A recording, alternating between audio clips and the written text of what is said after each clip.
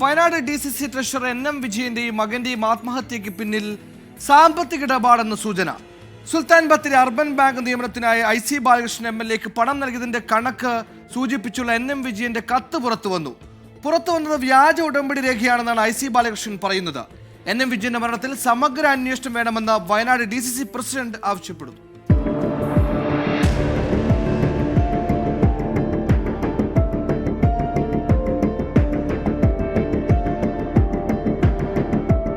വിഷം കഴിച്ച നിലയിൽ കോഴിക്കോട് മെഡിക്കൽ കോളേജിൽ ചികിത്സയിലായിരുന്ന NM വിജയനും മകൻ ജിജേഷും ഇന്നലെയാണ് മരണത്തിന് കീഴടങ്ങിയത്.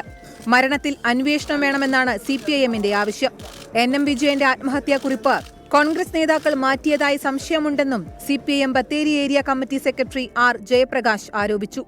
ഞങ്ങൾ വിശ്വസിക്കുന്നത് ഒരു ആത്മഹത്യാക്കുറിപ്പ് ഉണ്ടായിരുന്നു. അത് ചില ആളുകൾ എടുത്തു മാറ്റിയതാണ്. എടുത്തു മാറ്റിയതുമായി ബന്ധപ്പെട്ടുകൊണ്ട് ആ വീട് ആദ്യമേ സന്ദർശിച്ച രണ്ടുപേരുണ്ട്. അവരെ ഉൾപ്പെടെ ചോദ്യം ചെയ്താൽ വിവരങ്ങൾ പുറത്തു വരും. മാത്രമല്ല, ഈ അഴിമതി ആരോപണവുമായി ബന്ധപ്പെട്ടുകൊണ്ട് ഒരു സമഗ്രമായ അന്വേഷണം നടന്നാൽ വസ്തുക്കളെല്ലാം പുറത്തു കൊണ്ടുവരാൻ കഴിയുമെന്നാണ് CPM എന്ന നിലയ്ക്ക് ഞങ്ങൾ പറയുന്നത്. അതിനിടെ ബാങ്ക് തട്ടിപ്പുമായി ബന്ധപ്പെട്ട് NM വിജയൻ KPCC നേതൃത്വത്തിന് നൽകിയ പരാതി പുറത്തുവന്നു.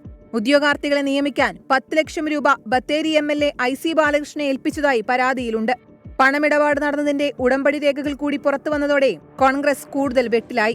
എന്നാൽ ആരോപണങ്ങൾ പൂർണ്ണമായി നിഷേധിക്കുകയാണ് മുൻ DCC പ്രസിഡന്റ് കൂടിയായ IC ബാലകൃഷ്ണൻ. ഒരു വ്യാജരേഖ ഇന്ന് പുറത്തുവിട്ടിട്ടുണ്ട്. ആ വ്യാജരേഖയുമായി സമഗ്രമായ അന്വേഷണം ആവശ്യമാണ്. ഇവിടെ നീതിയുക്തമായി പാർട്ടിക്കൊക്കെ വേണ്ടി സജീവമായി പ്രവർത്തിക്കുന്ന പ്രിയപ്പെട്ട വിജയേട്ടന്റെ ആത്മഹത്യയെക്കുറിച്ച് സമഗ്രമായ അന്വേഷണം വേണം.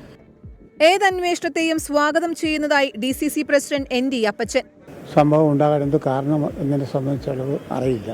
അതിനെ സംബന്ധിച്ച് കേരള പ്രദേശ് കോൺഗ്രസ് കമ്മിറ്റി അടങ്ങുന്ന അവരുടെ ഒരു അന്വേഷണം ഇതിൽ സമഗ്രമായൊരു അന്വേഷണം നടന്നിട്ട് ബാക്കി കാര്യങ്ങൾ റിപ്പോർട്ട് ചെയ്തതിനു ശേഷം നിങ്ങളൊക്കെ വിവരം അറിയിക്കുന്നതാണ് അക്കാര്യം.